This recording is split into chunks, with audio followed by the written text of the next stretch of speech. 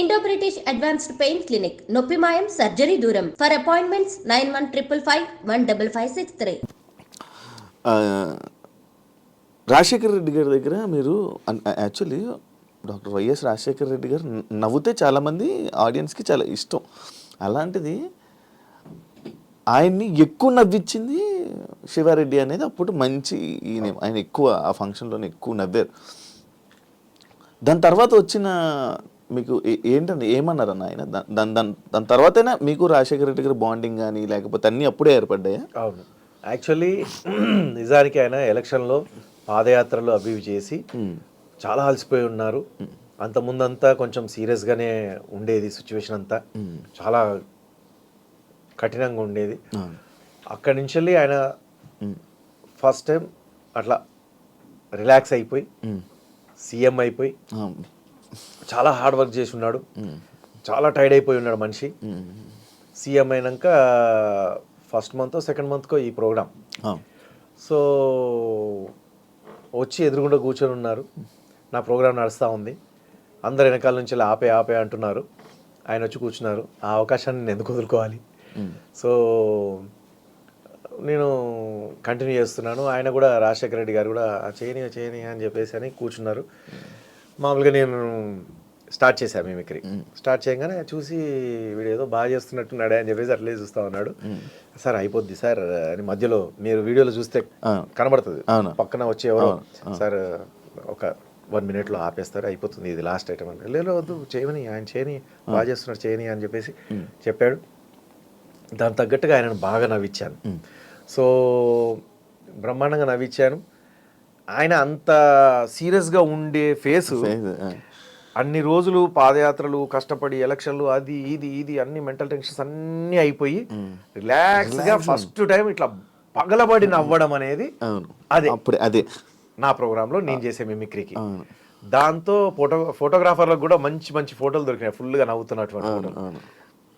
అది బాగా స్ప్రెడ్ అయిపోయింది, అందరికి బాగా నచ్చేసింది. ఆయన అంత బాగా నవ్వుతున్నారు సార్, మళ్ళీ నవ్వుతున్నారు. ఇది రాను అసెంబ్లీలో కూడా ఆయన నవ్వడు, నేను నవ్వుతే ఓర్వడు అనే టైపులా, అంటే నవ్వుకు ఎంత ప్రాముఖ్యత దొరికింది చూడండి. ఆయన నవ్వుకు అంత ప్రాముఖ్యత దొరికి, ఆయన నవ్వు అంత బాగుంటుందని, ఆయన నవ్వుతే ఇన్ని మంచి ప్రశంసలు ఉన్నాయి అనేది స్ప్రెడ్ అయినాయి. అప్పుడు ఆయన ఆ ఫోటోలన్నీ కూడా బాగా బయటికి రావడం, ఆయన నవ్వేది. ఇక అక్కడి నుంచి ఆయన నవ్వుతూ మంచిగా ఉండడం, కౌంటర్లు వేయడము, నవ్వుతూ కౌంటర్లు వేయడం, నవ్వుతూ అసెంబ్లీలో మాట్లాడడము, ఇంకా విపరీతంగా. మీకు అప్పుడే పరిచయం అన్న? ఆ పరిచయము నేను తర్వాత ఒకసారి ఆఫీస్కి వెళ్ళినప్పుడు కూడా ఏం కావాలా ఏంటి అంటే కూడా నాకు ఏమొద్దు సార్, మీ బ్లెస్సింగ్స్ ఉన్నాయి నాకు చాలు అని చెప్పేసి, దానికి సాక్ష్యం కూడా గీతారెడ్డి గారు, అప్పుడు మినిస్టర్ ఆవిడ, రోషయ్య గారు, షబ్బీర్ అలీ గారు, మంచిరెడ్డి కిషన్ రెడ్డి అన్న మంచి సపోర్ట్ ఉన్నారు. మంచిరెడ్డి కిషన్ రెడ్డి గారు కాదు, మల్రెడ్డి రంగారెడ్డి అన్న అక్కడ ఉన్నారు, శ్రీధర్ బాబు గారు వాళ్ళంతా ఉన్నారు. అప్పుడు రాజశేఖర రెడ్డి గారు ముందట ఆయన అనేటప్పుడు నన్ను ఆయన ఛాంబర్లో ఎస్ రాజశేఖర రెడ్డి గారు పిలిచి అడిగినప్పుడు మేబీ ఆయన నాకు ఒక పదవి అన్నట్టుగా అనుకున్నారు. బట్ నేను అది అంటే బాగానే ఉన్నాను కదా, సినిమాలు ప్రోగ్రామ్స్ బ్రహ్మాండంగా నడుస్తున్నాయి కదా, ఒక సీఎం గారే పిలిచి నాకు ఏం కావాలని అన్నప్పుడు ఇంకేముంటది, ఇంకా మనకు అన్నీ ఉన్నట్టే కదా, అది చాలు కదా వరం. ఇంకా ప్రత్యేకంగా నేను ఒక పదవి తీసుకొని చేయాల్సిన అవసరం. సో ఇప్పుడు నా డ్యూటీ ఎవరు చేయాలి మరి? నాకంటూ ఒక దేవుడు ఒకటి ఇచ్చాడు కదా. నాకంటే బాగా నవ్వించే వాళ్ళు ఉండొచ్చు, నాకంటే తక్కువ నవ్వించే వాళ్ళు ఉండొచ్చు, కానీ నాలాగా నవ్వించే వాళ్ళు ఉండకపోవచ్చు కదా. సో నా ట్రాక్ వేరు కాబట్టి మరి ఆ ట్రాక్లో మళ్ళీ ఇంకొకరు కావాలి కదా. సో కాబట్టి ఎందుకు నేనే ఆ జర్నీ చేస్తాను అన్నట్టుగా అట్లనే ఉండిపోయాను. సో కానీ అప్పుడే తీసుకొని ఉంటే ఈరోజు అటు అది చేసుకుంటూ ఇటు ఇది చేసుకుంటూ ఉంటే ఈరోజు మంచి పొలిటీషియన్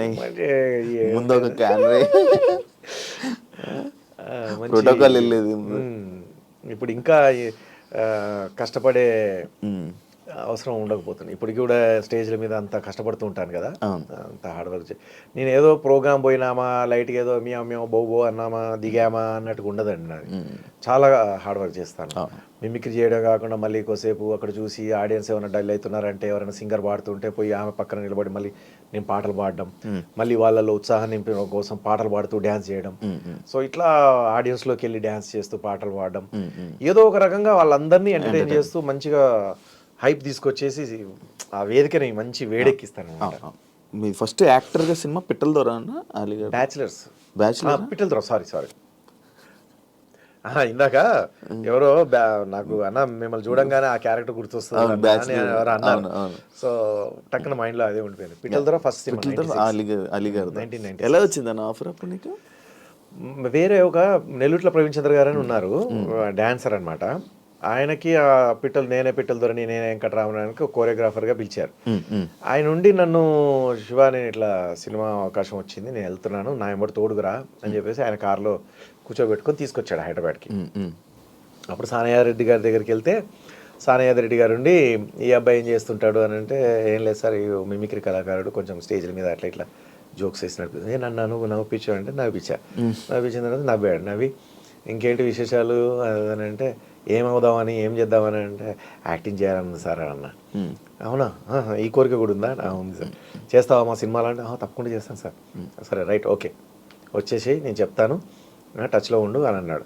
అని ఒక సినిమాలో చిన్న క్యారెక్టర్ ఇచ్చాడు, బాక్సింగ్ రిఫరీగా, బ్యాచిలర్స్ పిట్టల దొర. ఆ క్యారెక్టర్ చేశాను. ఆలీ గారు అప్పుడే పరిచయం. ఆలీ గారు ఫుల్ అప్రిషియేట్ చేశారు, అరే భలే చేస్తున్నాడు వీడు, ఇంతకుముందు ఏ సినిమాలు చేసావు, ఎక్కడ చేసావు అంటే, ఇదే ఫస్ట్ సినిమాకే ఇంత టాలెంటా, సూపర్, కాయ కచోరీ అదే అని చెప్పి గమ్మతైన వర్డ్లు యూజ్ చేసి బాగా చేస్తున్నావురా, కానీ అంత ఎగిరి పడ్డావు చూడు వెనకకి, అది కొంచెం డేంజరు, అది రోపు గీపు పట్టుకొని వాళ్ళందరూ ఎగురుతారు, నువ్వు సినిమాలో చూసి ఇట్లా ఉత్తగానే ఎగురుతారు అనుకోండి. అప్పుడు మరి సినిమాలో ఏం కనబడవు కదన్న రోపులు గీపులు అది అంటే, లేదు అది కడతారు కానీ అది గ్రాఫిక్లో తీసేస్తారు, నువ్వు అట్లా ఎగిరితే పిచ్చోడా తల బలిగుంటే ఏమయ్యేది, అక్కడి నుంచి ఎగిరి వెనకే ఇట్లా ఫ్రంట్ కాదు, ఇట్లా హస్బెండ్ బాబు ఇట్లా గుద్దంగానే ఇట్లా వెనకకి ఎగిరి పడిపోయా. మామూలుగా సినిమాలలో చూస్తుంటాం కదా, డిషుమ్ అనగానే ఇట్లా ఎగిరి పడతాం, డిషుమ్ అనగా టిషుమ్ అనగానే ఆ టైప్లో ఊహించుకొని ఫస్ట్ సినిమా ఆ టైప్లో ఊహించుకొని వెనక ఎగిరి పడేసరికి కొంచెంలో పోయింది, లేదంటే నేల మీద పడుతుండే తలకాయ పోయి. సో ఇందిరాజ గారు పరిగెత్తుకుంటూ వచ్చి, ఆర్ట్స్మెన్ బాబు, సానా యాదిరెడ్డి గారు అందరూ పరిగెత్తుకుంటూ వచ్చారు పడంగానే. అయ్యో ఏమైంది అని అంటే, ఏం లేదు సార్ అట్లా చేయకరా నాయన, దండ పెడదు, మీ అమ్మ నాన్నలకి మేము ఏం చెప్పుకోవాలా, ఇటు చేయకు అది ఇది అని చెప్పేసి అట్లా చేయొద్దు, దానికి వేరే ఉంటారు, డూప్స్ ఉంటారు, వాళ్ళు చేస్తారు అని చెప్పి అప్పుడు తెలిసి వచ్చింది. ఆ తర్వాత మళ్ళా అదే సానయాదిరెడ్డి గారు సర్కస్ సత్యపండు అని ఒక సినిమాకి మళ్ళీ పిలిచారు. దాని తర్వాత అదే సానయాదిరెడ్డి గారు ప్రేమపల్లికి పిలిచారు. ఎందుకు అదే సానయాదిరెడ్డి గారు పిలుస్తున్నారంటే, నాకు వేరే వాళ్ళ దగ్గర పోయి ట్రై చేయడం తెలియదు, మనకేం తెలుసు హైదరాబాద్ కొత్త. ఆయన ఇచ్చాడు, ఆయన్నే మళ్ళీ ఎప్పుడు తీస్తాడు సినిమా సార్ అవకాశం. మళ్ళీ ఆ సినిమా వచ్చిన తర్వాత మళ్ళీ ఇంకో సినిమా ఎప్పుడు తీస్తారు సార్, అవకాశం సార్. అట్లా ఎప్పుడైతే బ్యాచులర్ సినిమాలో చేశానో ఆ చిన్న క్యారెక్టర్, అది బయోస్కోప్ అని మనకు ఇట్లా యాడ్స్ వచ్చేటి మార్నింగే, అది రిపీట్ అయిన యాడే మళ్ళీ రిపీట్ వస్తూ ఉండేది అనమాట. అందులో నన్ను ఈ తరం ఫిలిమ్స్ బాబురావు గారు చూసి, అరే ఈ అబ్బాయి ఎవడో బాగా చేస్తున్నాడు, చాలా ఈజీ ఉన్నట్టుంది, వీని పెట్టుకుందాం అని చెప్పేసి ముప్పలేని శివ గారికి ఫోన్ చేస్తే, అప్పుడు ముప్పలేని శివ గారు బాబురావు గారు కలిసి మా ఇంటి పక్కన ఫోన్కి పీపీ కాల్ ఫోన్ చేసి దొరకబట్టి అటు ఇటు చేసి ఫస్ట్ సానయాదిరెడ్డి గారు ఫోన్ చేసి, సానయాదిరెడ్డి గారు మేనేజర్కి ఫోన్ చేసి, మేనేజర్ పక్కింటి కాల్ చేస్తే, అప్పుడు నేను అడ్రస్ పట్టుకొని అమీర్పేటలో ఆఫీస్, అమీర్పేటకి వచ్చేసి ఆ ఆఫీస్లో పోయి అట్లా నేను ఆ సినిమాలో అమ్మాయి కోసంలో చేయడం, అక్కడి నుంచి ఆనందం, మనసంతా నువ్వే, అవును వాళ్ళు ఇష్టపడ్డారు, రకరకాలుగా అన్ని సినిమాల జర్నీ అంతా అలాగే.